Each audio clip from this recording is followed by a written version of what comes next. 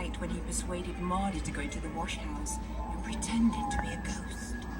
Det är jag som är greve Kron.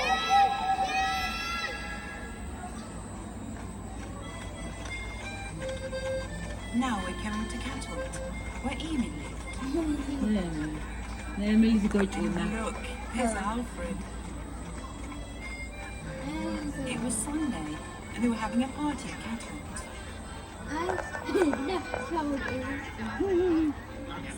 People were on their way to the party, and the flag was at the pole. Aha, that's what you thought. It was little Ida who Emil who ran up the flagpole. So it was the tool shed for Emil as usual after one of his pranks. Suddenly they found that Emil had disappeared. Oh, how they searched for him everywhere, even in the stream. But there was no sign of Emil. But Emil had moved out of the tool shed.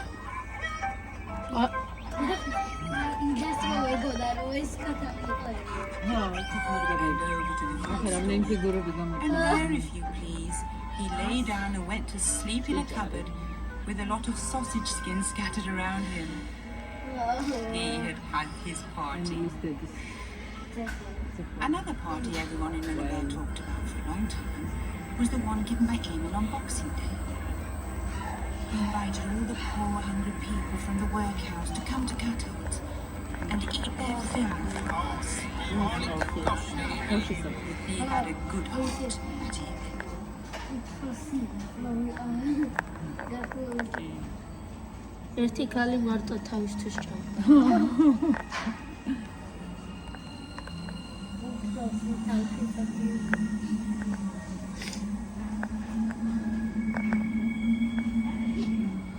Have you noticed that we're flying?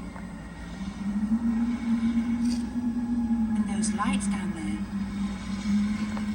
That must be Vasastan in Stockholm. And Midge's house. He's probably down there, waiting for Carlson as usual. Carlson is a handsome, intelligent, and reasonably stout man in his prime. And he flies in when he likes.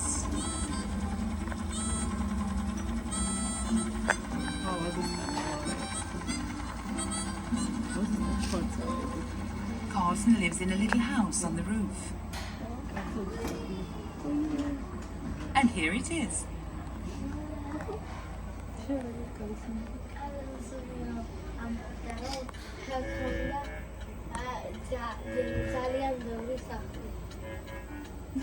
Oh dear, what a mess.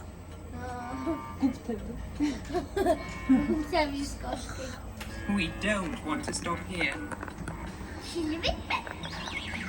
But what has happened to us now? We have become as small as Simon Small himself. He was no bigger than a thumb, and he lived under the floor under Bertil's bed.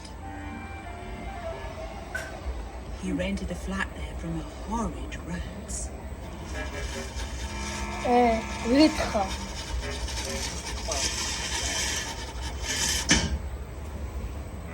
Bertil wanted to be as small as Simon so that they could play together. It's fun to be so small that you can bathe in a sugar bowl.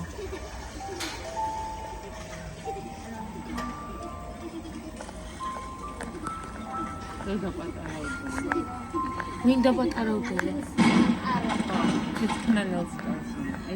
what a Calzoni. And we are in the middle of a great forest. This is Matt's fort, where Matt's robbers hang out.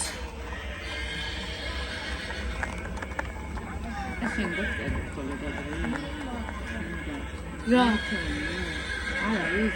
Where treacherous criminals live behind the boulders. And ramparts beneath the roots of the trees.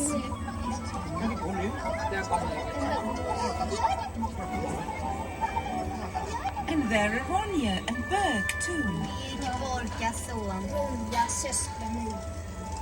They had moved to the Bear's Cave to get some peace and escape from the row between Matt's robbers and Morka's robbers.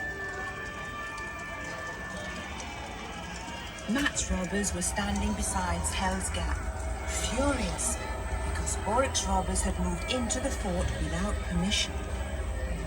Orka din ärkemikkel!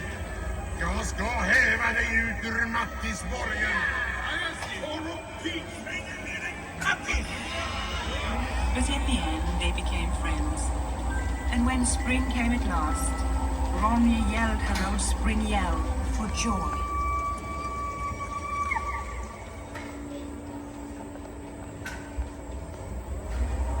But what's going on here? There's a fire. This was where Jonathan took his sick little brother on his back and jumped out of the window.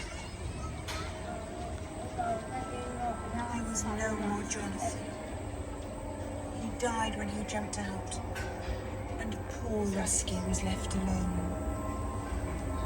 But one evening, a snow-white dove flew up and perched on the window ledge, and Rusky knew at once that it was Jonathan. Jag kommer, Jonathan. Jag kommer.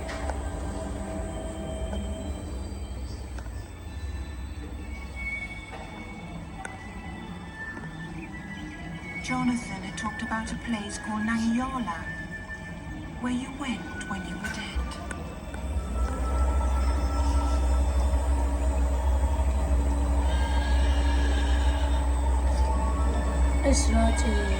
And Rusky went there too, to Cherry Valley in Nangijala. Jonathan was sitting there, fishing. Imagine Rusky's joy.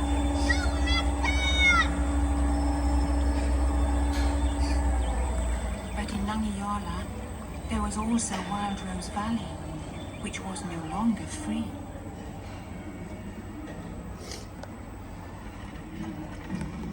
It was ruled over by cruel Tengel and his even more cruel dragon, Katla.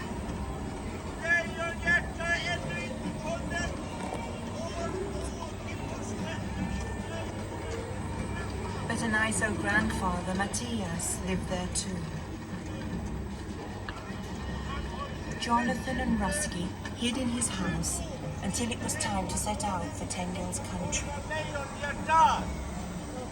Their journey led across the bridge over the terrifying Karma Falls. And it was there for the first time they saw Katla.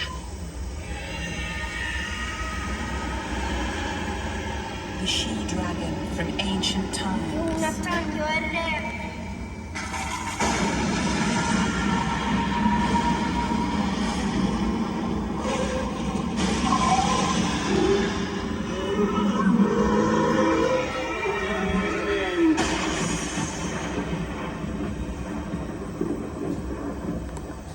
Then came the great final battle, which set Wild Rose Valley free again. But by then, Jonathan had already been paralyzed by Katla's fire. As they rested by the precipice that plunged straight down to the depths, Jonathan talked about Nanilina and how wonderful it was there. Then Rusky took his brother on his back and jumped over the edge into the lights of Nanilina. Jonathan! Jag ser ljuset! Angelina! Jag ser ljuset!